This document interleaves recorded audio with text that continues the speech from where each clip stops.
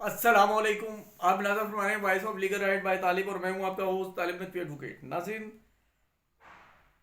اس سے پہلے کہ ہم آپ کو خوشخبریوں کے بارے میں خبر دیں، ای او بی آئی کی خبر ہم پہلے لے لیتے ہیں. کور کمیٹی ایپوا کی میٹنگ بروز اتوار 8/4/2024 مرکزی آفس میں چیئرمین ایپوا اظفر شمیم کی زیر صدارت منعقد ہوئی.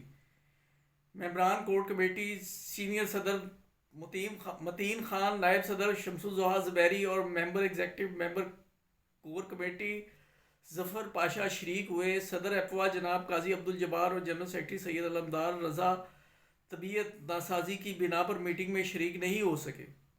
ناظرین، مجھے بڑی ظاہری طور پر تشویش ہوئی کہ یہ جو دو حضرات جو ہیں یہ شریک نہیں ہو سکے. قاضی عبدالجبار صاحب کا تو میرے پاس کانٹیکٹ نمبر نہیں تھا. جنرل سیکرٹری علمدار رضا صاحب کو جو ہے وہ میں نے ان کی ٹیلی فون پر خیریت دریافت کی، اور آپ کو بھی بتا رہا ہوں کہ الحمدللہ ان کی طبیعت اب کافی بہتر ہے. اور یہ ہمیشہ انہیں میں مجاہد، خاموش مجاہد کہتا ہوں، کیونکہ میں ذاتی طور پہ میرے درینہ دوست ہونے کی وجہ سے وہ بعض اوقات ایسی چیزیں ہمیں بتا دیتے ہیں جس سے آپ کی جو انٹیگریٹی یا آپ کی سیکریسی کو کوئی خطرہ لاحق نہیں ہوتا. اور یہ بتاتے عموماً اس وقت ہے جب وہ پبلک ہو چکی ہوتی ہے. پھر میں انہیں کہتا ہوں کہ بھائی یہ تو ہمیں پہلے سے ہی علم میں ہے. لیکن بہرحال ان کی جو کوششیں ہمیشہ سے میں معترف رہا ہوں. بہرحال پھر دعا کرتے ہیں کہ اللہ تعالیٰ ان دونوں اصحاب کو، جو عبدالجبار صاحب ہیں اور علمدار رضا صاحب ہیں، صحت کاملہ عاجلہ عطا فرمائے. اچھا، اس میں یہ ہے کہ پینشن میں اضافے کو کم از کم تنخواہ کے مساوی کرنے اور میچنگ گرانٹ کی بحالی کے لیے حکومت اور ای او بی آئی انتظامیہ پر زور ڈالا جائے کہ آئندہ بجٹ میں میچنگ گرانٹ کی بحالی کو یقینی بنایا جائے. میڈیکل سہولیات کے لیے ای او بی آئی پینشن اور مالیاتی فنڈ کے لیے جس بینک کو بھی ٹینڈر جاری کرے، اس میں انشورنس کی شق کو شامل کرنے کو کہا جائے گا. یہ بہت امپورٹنٹ ہے. ایک خط میں پہلے بھی یہ مطالبہ کیا جا چکا ہے. ایف نے اپنے طور پر اسپتال اور دیگر لیب سے پینشنز کے لیے ڈسکاؤنٹ حاصل کرنے کی کوشش کو تیز کرے. اس وقت سندھ لیب اور ڈاکٹرز لیب سے یہ فائدہ حاصل ہو رہے ہیں. دیگر لیب اور اسپتالوں سے بھی بات چیت کو جلد حتمی شکل دی جائے گی. انشاءاللہ بہت جلد یہ سہولت ملک کی سطح پر ہوگی. پینشن ریوائز کروانے کے لیے ای او بی آئی کے اعلیٰ حکام سے ملاقات کرنے پر اتفاق کیا گیا. ایس او پی کی روشنی میں ایریئرز کی ادائیگی کے لیے مشورہ کیا گیا اور اس کا ریکارڈ مرتب کرنے کی بھی تجویز دی گئی. ممبرشپ میں اضافے کے لیے حکمت عملی پر غور کیا گیا تاکہ پینشنرز سے رابطہ ہو سکے. پینشنرز کے مسائل پر غور کیا گیا اور بینک الفلاح کی کارکردگی پر ایک پول کیا گیا جس میں 92% پینشنرز نے اطمینان کا اظہار کیا، اور ایپوا اس بارے میں ای او بی آئی کو بینک کی کارکردگی کے حوالے سے آگاہی دے گی. ای او بی آئی کو تمام انشور پرسنز اور پینشنز کے ریکارڈ ڈیٹا کو ویب سائٹ پر اپ ڈیٹ کرنے کے لیے خط بھیجنے کا فیصلہ کیا گیا.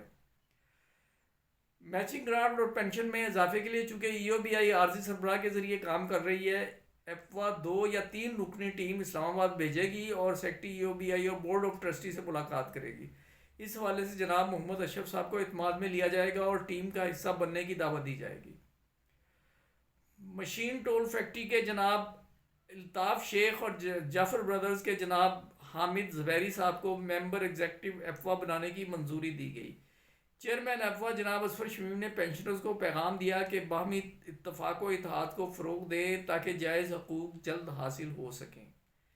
شعبہ نشر و اشاعت ایپوا میچنگ گرانٹ کے حوالے سے بھی اور ریوائز پینشن کے حوالے سے خصوصی طور پر، اگرچہ ان کا علمدار رضا صاحب کا سٹیل مل سے تعلق رہا ہے، لیکن دیگر اداروں کے لیے بھی انہوں نے بالکل اسی طرح کام کیا ہے، اور ہم ان کی کوششوں کو جو ہے وہ ظاہر ریکمینڈ کرتے ہیں.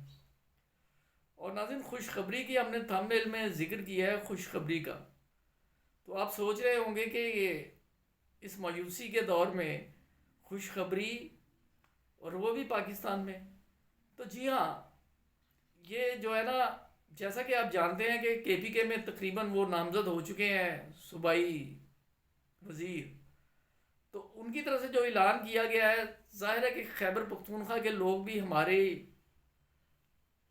عوام ہیں، ان کے لیے یہ اعلان خصوصی طور پر ہوا ہے کہ صحت کارڈ بحال کیا جائے گا، لنگر خانوں پناہ گاہوں کی بحالی بھی سر فہرست، خواتین کو شرعی و قانونی حقوق کی فراہمی کے لیے مفت معاونت کی جائے گی، شہدا کے لیے پیکج، صوبے کے لیے مالی خود مختاری۔ نامزد وزیر اعلیٰ علی امین گنڈا پور نے اپنی حکومتی ترجیحی ایجنڈا جو ہے وہ جاری کر دیا۔